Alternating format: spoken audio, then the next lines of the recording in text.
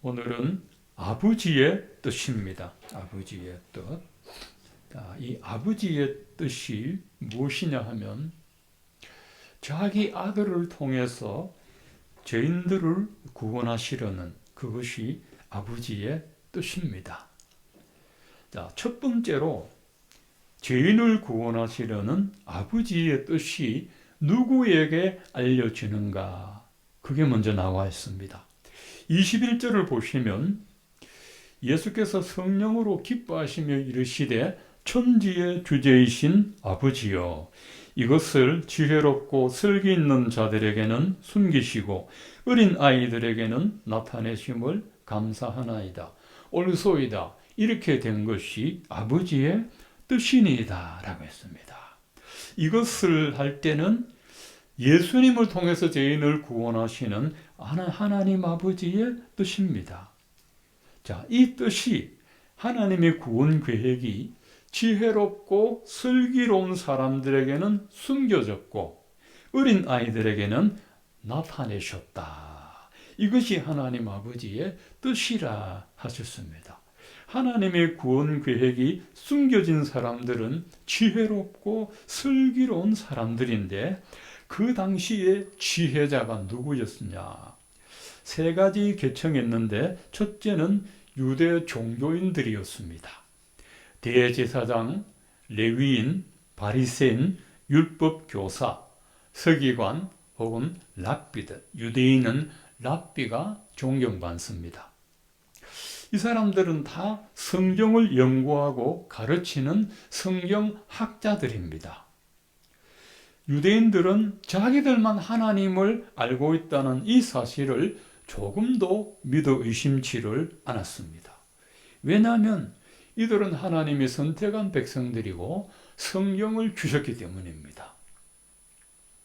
그런데 이 사람들에게 하나님은 숨겨진 바 되셨고 그 아들도 숨겨진 바 되었다 하셨습니다.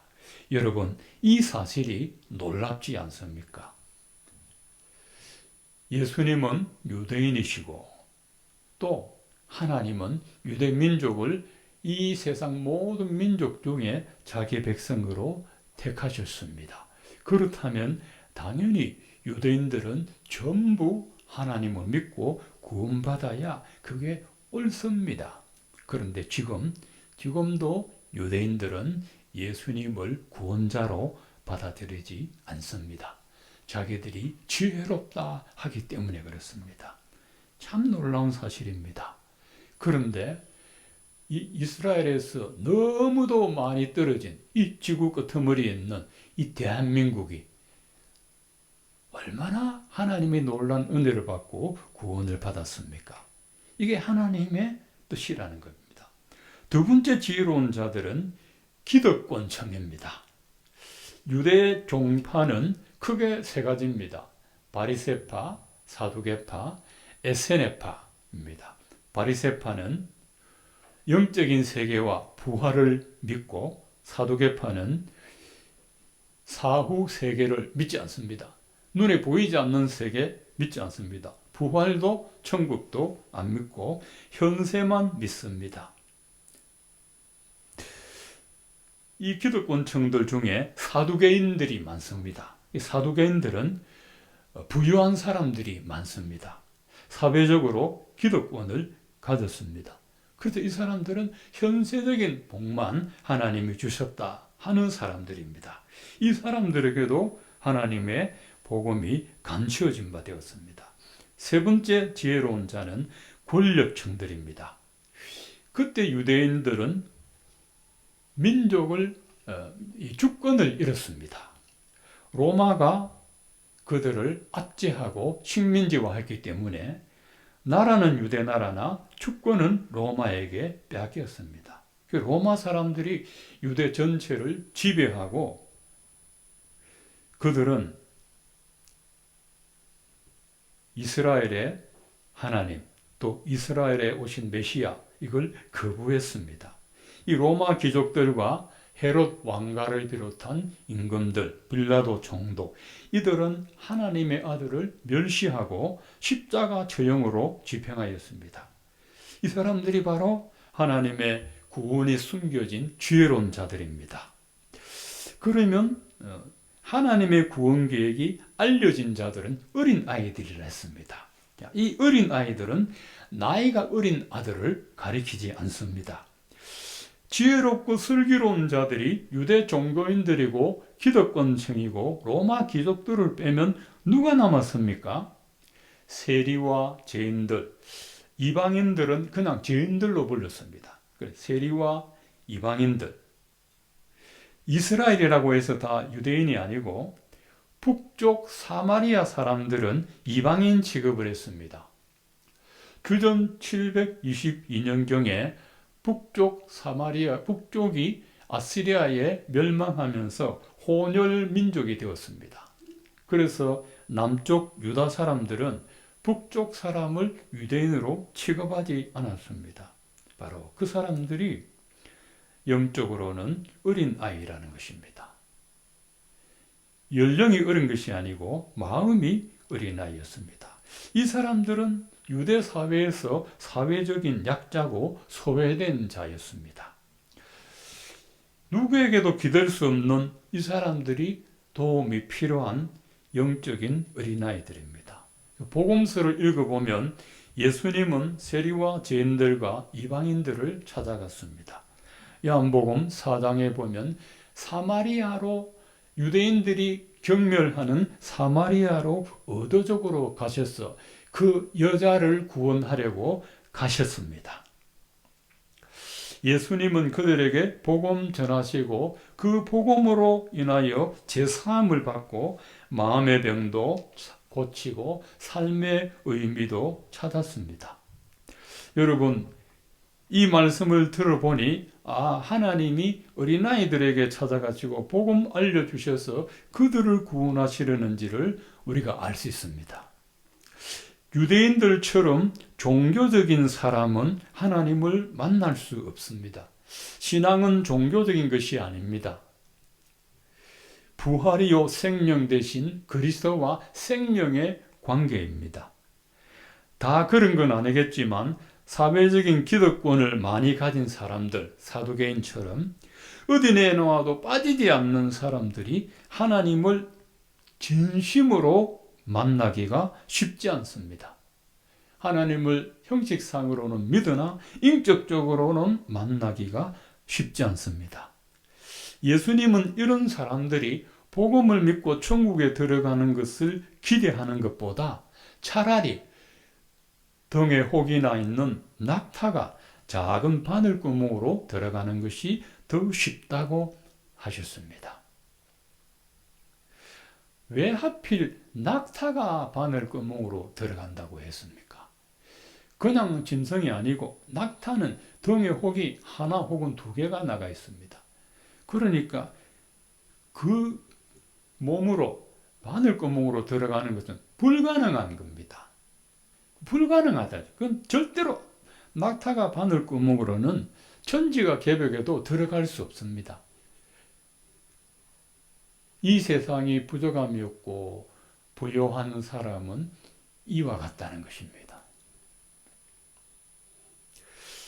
자, 첫 번째, 죄인을 구원하시려는 하나님의 뜻은 영적인 어린 아이들에게 임하는 것입니다. 두 번째로, 죄인을 구원하시는 것은 하나님의 주권적인 의지에 달려 있습니다. 여러분 22절 말씀 보겠습니다. 내 아버지께서 모든 것을 내게 주셨으니 아버지 외에는 아들이 누구인지 아는 자가 없고 아들과 또 아들의 소원대로 계시를 받은 자 외에는 아버지가 누구인지 아는 자가 없나이다. 내 아버지께서 모든 것을 내게 주셨다. 하나님의 구원 계획을 예수님을 통해서 성취해 가신다는 뜻입니다. 자, 아버지 외에는 아들이 누구인지 아는 자가 없고 아들을 제일 잘 아는 분이 아버지고 예수님을 가장 잘 아는 분이 하나님 아버지십니다. 또 아들과 아들의 소원대로 계시를 받은 자 외에는 아버지가 누구인지 아는 자가 없나이다. 아버지를 가장 잘 아는 사람도 아들입니다. 아들이 아버지 알고 아버지가 아들을 압니다. 하나님 아버지와 아들 예수님은 서로 잘 압니다. 이 말씀의 진의가 뭐겠습니까? 참 뜻이 뭐겠습니까? 모든 인간은 불순종의 죄 때문에 영적으로 이미 죽었습니다. 영적으로 죽었기 때문에 육체의 생명은 살아있으나 영적으로 죽었기 때문에 인간 스스로 하나님을 알 수도 없고 예수님을 알 수도 없다는 말입니다. 인간이 하나님도 모르고 그 아들도 모른다는 말은 인간에게는 구원받을 수 있는 희망이 완전 제로라는 것입니다. 자, 인간이 하나님을 알기 위해서 할 수 있는 것은 아무것도 없습니다. 철학이 발전하고 과학이 발전하고 의학이 발전하고 문학과 인문학이 발전해도 인간의 머리로는 절대로 하나님과 그 아들 예수님을 알 수 없습니다. 무엇으로도 하나님을 알 수가 없습니다. 사도 바울이 외쳤습니다. 저들이 만약 하나님의 구원 계획을 알았더라면 자 영광의 주를 십자가에 못 박지 않았으리라 라고 했습니다. 아버지께서 자기 구원 계획을 인간에게 알려주지 않으면 어떤 사람도 구원의 길을 찾지 못하고 멸망당해야 한다는 것이 이 아버지와 아들만 안다는 그것입니다. 그러나 하나님께서 죄인을 구원하시려고 마지막으로 베풀어 주신 은혜가 있습니다. 그것이 예수님이 자기를 드러내어 주는 사람은 예수님을 알고 믿어서 구원을 받습니다. 아들의 소원대로 계시를 받은 자 외에는 아버지가 누구인지 아는 자가 없나이다 하십니다. 어린아이든 지혜로운 사람이든 예수님이 자기가 누구인지 알려주는 그 사람은 하나님의 구원 계획을 알게 됩니다.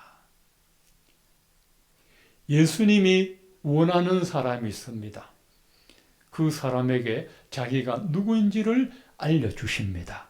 그래서 구원은 하나님의 주권이라는 것입니다. 알려주시지 않으면 우리는 도무지 알 길이 없습니다. 제가 청년 시절에 은혜를 받고 청년부서 열심히 섬기고 있는데 한 청년이 저에게 찾아왔습니다. 저는 뭐 교역자도 아니고 전도사도 아닌데 그냥 청년회장인데 회장님 상담할 거 있습니다. 왜 그랬어요? 저는 성경을 처음부터 끝까지 다 읽어봐도 이 성경이 안 믿어집니다 하더라고요. 나는 믿어지는데 왜 형제님은 안 믿어집니까? 안 믿어집니다. 못 믿겠다는데 내가 어떻게 하겠습니까?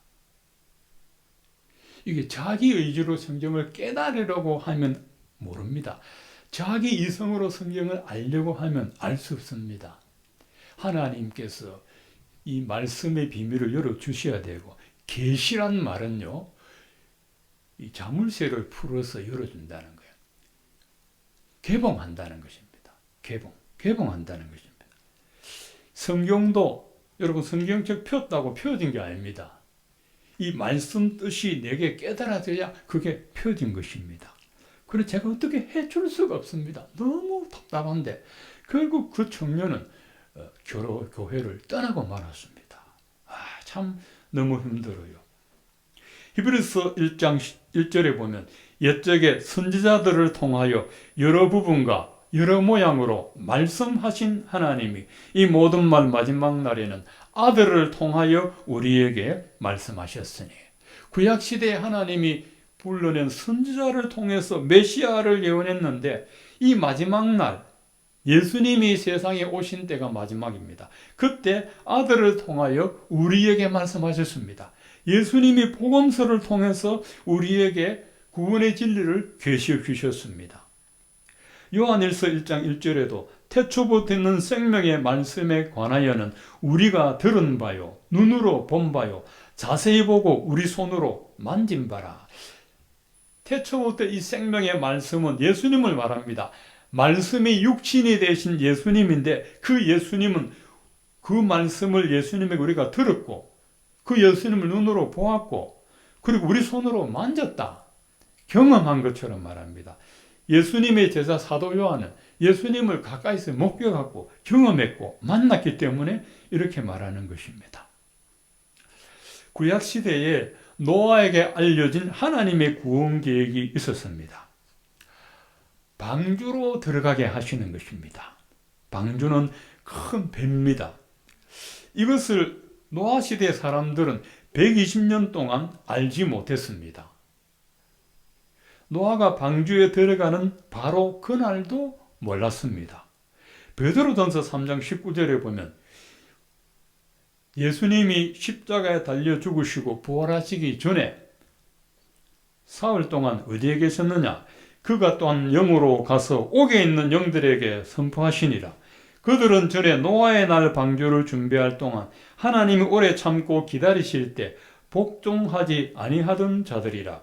방주에서 물로 말미암아 구원을 얻은 자가 몇 명뿐이니 겨우 8명이라. 물은 예수 그리스도께서 부활하심으로 말미암아 이제 너희를 구원하는 편이 곧 세례라 했습니다.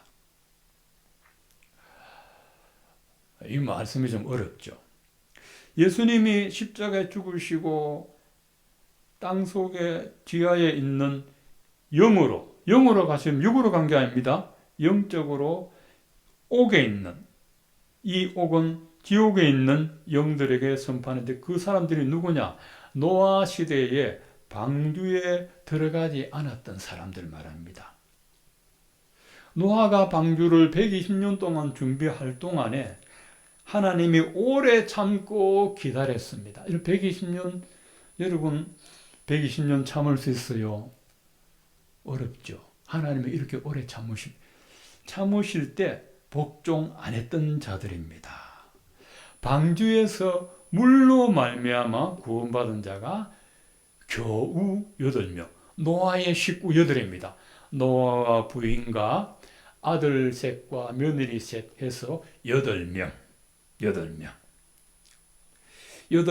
구원받았습니다. 이 물은 하나님의 물심판인데 예수님이 부활하심으로 말미암아 너희를 구원하는 편이 곧 세례라. 이 세례였다는 거죠. 모세가 홍해를 마른 땅같이 건너갈 때 그것도 세례받았다고 그래요. 왜냐하면요, 세례는요, 내 육이 죽는 게 세례입니다. 육이 죽고 영이 살아나는 것이 세례입니다. 이스라엘 백성이 홍해 바다에 원래 빠져 죽어야 맞는데 마른 땅처럼 건너감으로써 살아났거든. 그 부활이거든요. 노아는 물심판을 받아서 물속에 빠져 죽어야 되는데 방주에 들어가서 살았다는 거죠. 그래서 이 물은 예수님의 부활이라는 것이, 물속에서 방주에 들어간 것은 마치 예수님이 부활한 것과 같다는 것입니다. 이 노아 시대 사람들을 보면 이 사람들이 얼마나 영적으로 어둡고 지성적으로 둔하고 감정적으로 차가웠는지 알 수 있어요. 노아 식구들 외에 단 한 명도 방주로 들어가질 못했으니 이게 말이 됩니까? 노아가 자기 식구만 들어가라고 방주 만든 게 아닙니다. 그러면 조그만한 돛담배 만들면 됩니다. 그런데 축구장 길이 1배 반 되는 엄청난 135m 되는 그 길이 얼마나 배가 큽니까? 거기에 수많은 사람들이 들어갈 수 있도록 방주를 만들었는데 아무도 안 들어갑니다. 자, 이 사람들이 못 들어간 걸까요? 안 들어간 걸까요? 못 들어가도록 막지 않았습니다. 안 들어갔습니다. 뭐 하다가 안 들어갔습니까? 마태복음 24장 38절에 홍수 전에 노아가 방주에 들어가던 날까지 사람들이 먹고 마시고 장가들고 시집가고 있으면서 홍수가 나서 그들을 다 멸하기까지 깨닫지 못하였으니 인자가 나타나는 날에도 그러하리라. 이 말씀 듣고 시집 장가 가지 말고 주님 재림 기다리자, 그 뜻이 아닙니다. 노아 시대 사람들이 하나님 보시기에 너무 악해서 하나님이 심판하지 않으면 안 될 지경에 도달했습니다. 그래서 내가 천하를 다 쓸어버리겠다고 노아에게 알려주셨는데, 근데 하나님은 마지막 구원의 기회를 주셨습니다. 노아를 보고 사람들에게 가서 경고하기를 이 방주에 들어가라. 그러지 않으면 하나님이 쓸어버린다. 그런데도 하나님의 은혜와 사랑을 그 시대 사람들이 깨닫지를 못했습니다. 그때만 그랬나요? 지금도 그렇습니다. 사람들이 자기를 구원할 복음을 듣지도 않고 들어도 깨닫으려고도 하지 않습니다. 제가 연초가 되어서 1월 달에는 재직 훈련이나 그런 쪽으로 일주일 동안 말씀을 준비했습니다. 근데 말씀을 아무리 준비해도 내가 마음이 불편해요. 내가 설교하고 싶어야 하잖아요. 그죠? 그래서 누가복음 순서대로 본문을 보니까 하나님이 복음서 본문 전하라고 하시는구나. 그래서 다시 이 말씀을 지금 전하고 있습니다. 바울 서신은 예수님의 복음서를 적용해 놓은 것이고 사복음서는 예수님의 복음을 잘 해설을 해 놓았습니다. 그런데 이 해설을 해 놓고 잘 알아야 적용할 수 있는 거죠. 지금도 자기를 구원할 이 복음을 안 들으려고 하고 들어도 근성으로 듣고 알려고도 하지 않아요. 예수님이 재림에 임박할 때가 되어도 사람들이 겨우 구원을 받습니다. 겨우는요, 간신히 넉넉하게 구원받는 게 아니고 복음을 들으려고도 하지 않기 때문에 그렇습니다. 세상 재미와 향락에 취해서 구원의 방주이신 예수님의 품으로 들어가지 못해요. 청년들은 게임에 중독되어가 있지요. 어른들은 막 세상 권력에 중독되어가 있죠. 요즘 세상이 얼마나 악합니까? 거기에 빠지면 정신을 못 차립니다. 프로포폴 마약에 취해가 있지요. 그런 이 마귀가 이 마지막 때 복음을 듣지 못하도록 이 세상에 중독되는 걸 자꾸 만들어내요. 스포츠에 중독하게 만들고. 유럽 사람들은 축구가 종교가 아닙니까? 축구가 종교예요. 그대로 종교. 주말도 없고 주일도 없어요. 주말엔 더 많이 몰려요. 그래서 경기장에 갔다가 코로나 왕창 걸리고 마스크 써라 했는데 안 쓰고 마스크 벗고 와 하다가 전부 병원에서 와 합니다. 예수님의 복음이 축구보다 못하겠습니까?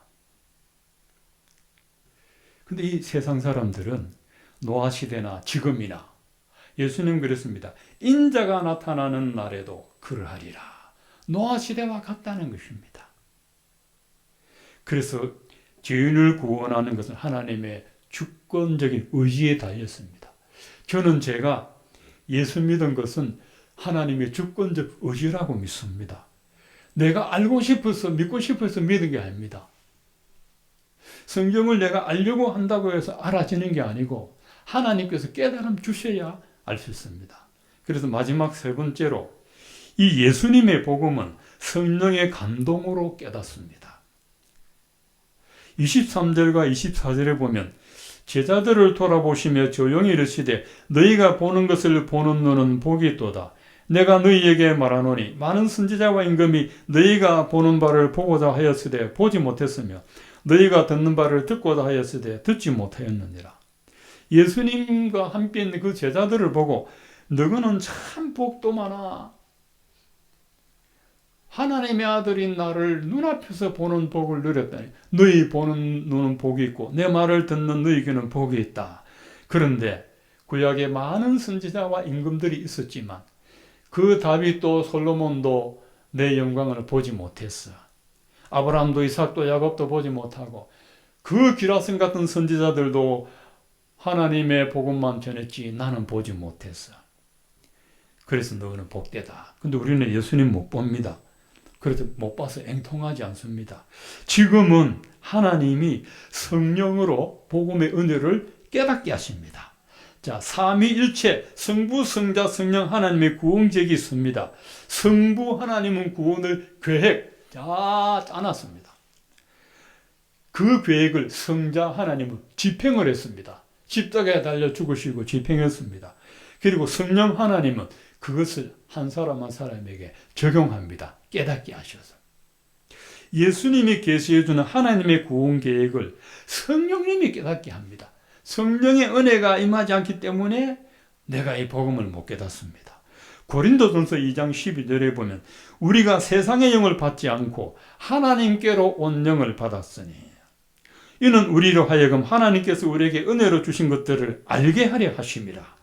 육에 속한 사람은 하나님의 성령의 일을 받지 아니하나니 이는 그것들이 그에게는 어리석게 보임이요 또 그는 그것들을 알 수도 없나니 그러한 일은 영적으로 분별되기 때문이라. 여러분 고린도전서 2장 1절부터 끝까지 한번 읽어보세요. 하나님이 우리에게 은혜를 주신 것들 중에 가장 은혜가 자기 아들을 주셨는데 이 은혜는 세상의 영, 세상에 속한 영으로는 알 수 없고 하나님께로 온 성령을 받은 자만이 깨닫게 된다고 했습니다. 성령을 받지 아니하면 예수 복음을 알 수 없습니다. 들어도 안 들립니다. 이거 참 신기한 거 아닙니까? 왜냐하면 우리 영은 죽었기 때문에 우리가 살았다고 산 게 아닙니다. 영이 죽으면 인간이 죽은 겁니다. 육체는 고기 덩어리입니다, 여러분. 영이 살아야 살아있는 겁니다. 근데 성령이 임해야 내가 다시 태어납니다. 예수님이 니고데모 보고 성령으로 거듭나라는 이유가 이 뜻입니다. 네가 아무리 유대인에게 성경을 가르치는 랍비라 해도 거듭나지 않으면 너는 하나님 나라 볼 수도 없고 못 보니 들어갈 수도 없습니다. 하나님이 자기 아들을 통하여 죄인을 구원하시려는 비밀을 깨닫는 방법은 성령의 감동으로만 알 수 있습니다. 그래서 성령으로 거듭난 사람이 예수의 복음을 믿습니다. 이건 영의 사람만 아는 거예요. 여러분 신학교에서 신학을 전공하고 박사학위를 받아도 성령으로 거듭나지 않으면 이 복음은 못 깨닫습니다. 성경을 문자로 가르칠 수는 있어도 영적으로 가르칠 수는 없습니다. 그래서 자유주의 신학교에는 예수 부활 없다. 예수님 부활한 거 너 봤나? 다 그 제자들이 만들어낸 소설이야. 여러분 소설이 2000년 동안 전 세계 사람을 속일 수 있습니까? 소설은 소설일 뿐입니다. 사실이기 때문에 2000년 동안 전해집니다.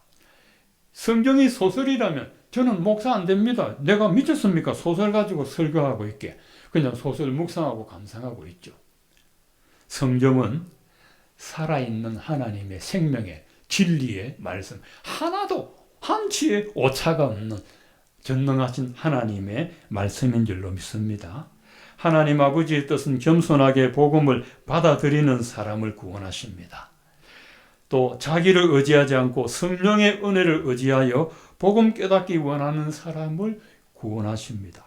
이 구원의 비밀을 깨닫는 사람이 참으로 복을 받은 복된 사람입니다. 이 구원의 비밀을 깨닫는 사람이 참으로 하나님이 사랑하는 사람입니다. 여러분 모두가 하나님의 사랑에 붙들려 살아가게 되시기를 축원드립니다.